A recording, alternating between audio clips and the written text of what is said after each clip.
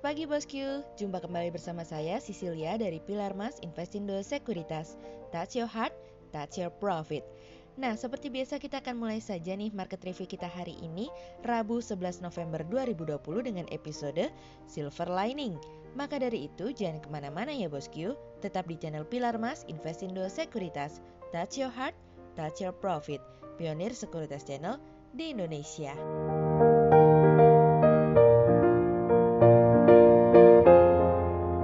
Seperti biasa kita akan mulai dari Global Economics Calendar. Ada berita dari US NFIB Small Business Optimism yang tidak berubah di 104. Kemudian ada dari US Job Openings yang naik dari sebelumnya 6.352 menjadi 6.436. Kemudian ada dari Eurozone SEW Survey Expectation yang turun dari sebelumnya 52,3 menjadi 32,8. Kemudian beralih ke corporate news, ada berita dari PT Indosemen Tunggal Prakarsa Tbk atau INTP yang membukukan pendapatan bersih sebesar 10,14 triliun rupiah di 9 bulan pertama tahun 2020 dari iqplus.info. Kemudian ada dari PT Piridam Pharma Tbk atau PIFA yang mengantongi penjualan bersih 195,28 miliar rupiah pada kuartal 3 2020, naik 5,72% year on year dari periode yang sama tahun sebelumnya 184,72 miliar rupiah dari kontan.co.id. Kemudian pada perdagangan hari Selasa tanggal 10 November 2020, IHSG ditutup menguat 106 poin atau 1,9% menjadi 5.462. Sektor keuangan, industri dasar, aneka industri, properti, perkebunan, perdagangan, industri konsumsi, infrastruktur bergerak positif dan menjadi kontributor terbesar pada penguatan IHSG kemarin. Investor asing membukukan pembelian bersih sebesar 1,78 triliun rupiah. Kemudian kita akan masuk ke market review kita hari ini. Cerita hari ini akan kita awali dari beda nasib. Pada akhirnya nasib yang berbeda harus dialami oleh Brasil seiring dengan dihentikannya uji coba tahap akhir dari kandidat vaksin di Brasil Sinovac, yang dimana vaksin tersebut dihentikan karena adanya kejadian yang kurang baik yang cukup serius sehingga uji coba harus dihentikan. Pengujian vaksin Sinovac Biotech Ltd yang disebut CoronaVac telah dihentikan di Brasil pada tanggal 29 Oktober lalu setelah adanya suatu peristiwa. Meskipun Brazil Health Agency tidak memberikan detail apapun terkait situasi dan kondisi yang terjadi. Namun yang jelas, salah satu direkturnya mengatakan bahwa ada salah satu relawan yang meninggal. Namun mengenai kematiannya masih belum dapat dicari informasi lebih lanjut apakah terkait dengan vaksin atau tidak.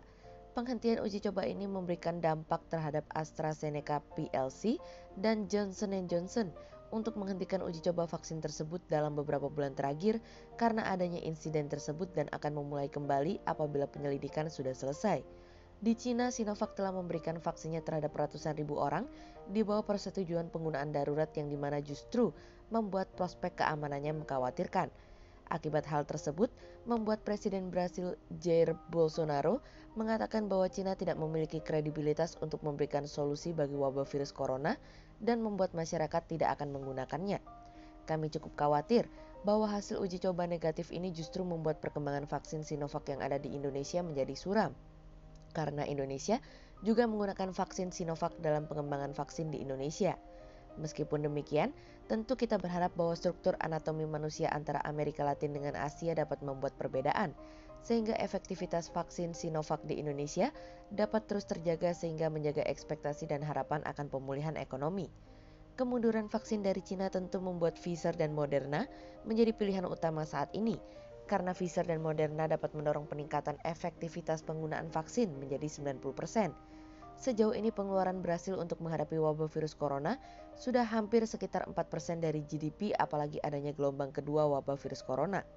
Pemerintah sejauh ini sudah menghabiskan sekitar 587 miliar reais atau 109,2 miliar dolar untuk menyelamatkan perekonomiannya, mendukung permintaan, dan menjaga ketenaga kerjaan.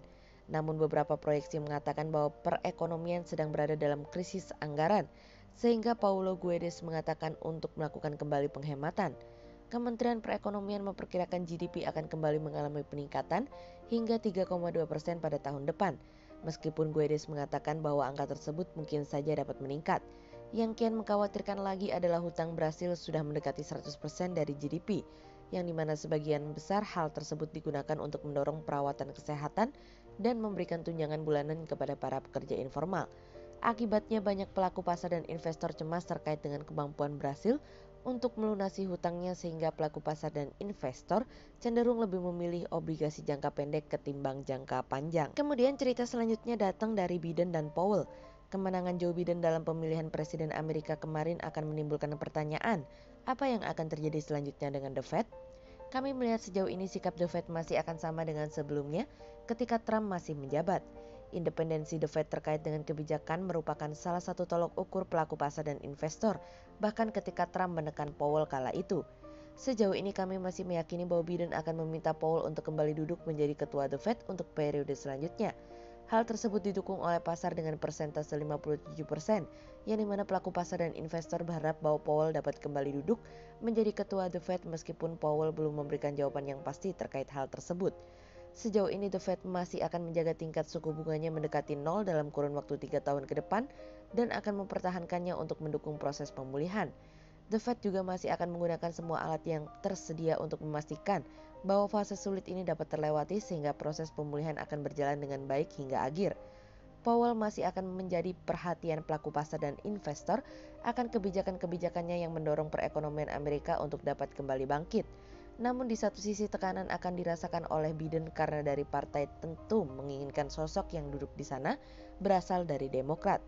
Tidak hanya itu saja, Demokrat akan terus mendorong The Fed untuk dapat melakukan reformasi terkait dengan regulasi yang diperkenalkan pada krisis keuangan global dengan judul Undang-Undang Dodd dari Frank 2010. Sejauh ini, di The Fed ada 2 kursi Dewan The Fed yang sedang kosong dan ada kemungkinan Gubernur Fed Lael Brainard akan dijadikan sebagai sekretaris Departemen Keuangan. Tim ekonomi Biden pun menginginkan The Fed untuk lebih fokus terhadap kesenjangan dalam perekonomian. Dalam kongres yang sebelumnya berlangsung pun, Demokrat telah memperkenalkan undang-undang untuk menambahkan visi ke dalam tujuan The Fed untuk menjaga stabilitas harga dan mendorong tambahan lapangan kerja maksimum guna mendorong pemulihan dapat berjalan lebih cepat lagi. Kemudian cerita selanjutnya datang dari apa kabar dari Mamin. Kementerian Perindustrian mendorong realisasi 25 proyek baru pada sektor makanan dan minuman dengan nilai investasi 30 triliun rupiah. Investasi tersebut diharapkan dapat membantu pemerintah mencapai target pengembangan industri Mamin saat ini. Kementerian Perindustrian memproyeksikan adanya penurunan impor yang berasal dari industri pengolahan susu, industri pengolahan buah, industri gula berbasis tebu, dan industri kertas sebesar 20,54% atau senilai 32,8 miliar rupiah. Selain itu, upaya yang dipacu selanjutnya adalah penambahan produksi untuk keempat jenis produksi tersebut sebesar 120 miliar rupiah atau naik 35,29% year on year. Sepanjang kuartal 3 2020, kontribusi industri agro dinilai masih signifikan terhadap PDB sektor pengolahan non-migas mencapai 52,94%. Hal ini tentu menjadi hal yang positif di mana pertumbuhan industri non-migas telah terkontraksi 4,20%. Namun industri makanan dan minuman tetap tumbuh meski tidak signifikan atau hanya sebesar 0,66%. Untuk itu kami melihat Kementerian Perindustrian akan mengupayakan peningkatan kinerja pada industri ini dalam beberapa tahun ke depan. Adapun pada Januari hingga Agustus 2020, total nilai ekspor industri agro menembus 29,27 miliar US dollar atau berkontribusi 35,36% pada ekspor sektor manufaktur sebesar 82,76 miliar US dollar. Dari realisasi nilai investasi PMA dan PMDN di sektor industri pengolahan non-migas yang mencapai 201,9 triliun rupiah pada Januari hingga September 2020. Kontribusi industri agro sebesar 91,9 triliun rupiah. Selain itu, Kementerian Perindustrian juga menambahkan pengembangan industri agro di Indonesia cukup prospektif. Potensi ini antara lain karena didukung pasar domestik yang besar, sumber daya pertanian yang berlimpah sebagai sumber bahan baku industri agro, perubahan pola konsumsi yang cenderung beralih ke makanan kemasan modern, serta munculnya pemain-pemain industri agro nasional yang sudah mampu bersaing di tingkat global. Di samping itu juga dilakukan upaya untuk memperkuat daya saing produk industri agro dari segi kualitas, harga, dan kemampuan delivery dalam rangka memenuhi pasar ASEAN dan global, serta meningkatkan kemampuan SDM, teknis dan teknologi industri agro guna memperkuat kemampuan produksi nasional di pasar global. Sehingga berdasarkan technical analisa, kami melihat saat ini IHSG memiliki peluang bergerak menguat terbatas dan ditradingkan pada level 5.412 hingga 5.560. Hati-hati, arus mungkin akan berubah dengan sangat cepat. Hit and run menjadi salah satu pilihan strategi saat ini. Berikut stock watch pilar emas hari ini. Yang pertama ada dari BNGA, kemudian yang kedua ada dari WSKT, dan yang ketiga ada dari BRIS. Berikut dua saham yang kami analisa hari ini ya bosku. Yang pertama ada dari SMBR atau PT Semen Batu Raja Tbk yang membukukan pendapatan 1,15 triliun rupiah, turun 19,18% dari realisasi pendapatan di periode yang sama tahun sebelumnya yang mencapai 1,42 triliun rupiah. Turunnya pendapatan perusahaan disebabkan oleh turunnya volume penjualan semen dalam 9 bulan pertama 2020. Hal ini karena penurunan permintaan semen secara nasional dan di wilayah pasar penjualan perusahaan. Hal ini seiring dampak pandemi corona sehingga baik korporasi dan masyarakat menunda untuk kegiatan pembangunan infrastruktur dan bangun atau renovasi rumah. Turunnya pendapatan perusahaan berakibat membukukan kerugian bersih yang diatribusikan ke entitas induk senilai 112,60 miliar rupiah. Sehingga berdasarkan technical analisa dalam tren pada jangka waktu short term berpotensi untuk bearish dengan target 460 dan tingkat probabilitas sebesar 80%, sementara dalam jangka waktu long term berpotensi untuk bullish dengan target 600 dan tingkat probabilitas sebesar 62%. Kemudian yang kedua ada dari Antam atau ANTM. PT Aneka Tambang Tbk atau Antam berencana membangun rantai pasok industri litium baterai dengan konsorsium Contemporary Amperex Technology Co Ltd atau CATL. Rencana pembangunan tersebut tentunya untuk menunjang di Indonesia, di mana kedua pihak telah disaksikan Menteri Energi dan Sumber Daya Mineral atau ESDM, Arifin Tasrif dalam penandatanganan pokok perjanjian proyek kerjasama rantai pasok industri litium baterai di Indonesia antara PT Antam Tbk dan konsorsium CATL. Penandatanganan ini dapat menjadi industri pioner dalam hilirisasi biji nikel kadar rendah sebagai bahan baku baterai untuk kendaraan bermotor listrik, sekaligus menggerakkan roda perekonomian daerah sekitar tambang dan nasional. Sehingga berdasarkan technical analisa dalam tren pada jangka waktu short term berpotensi untuk bullish dengan target 1350 dan tingkat probabilitas sebesar 57%. Berikut kami akan menampilkan 40 saham pilihan dari pilar emas.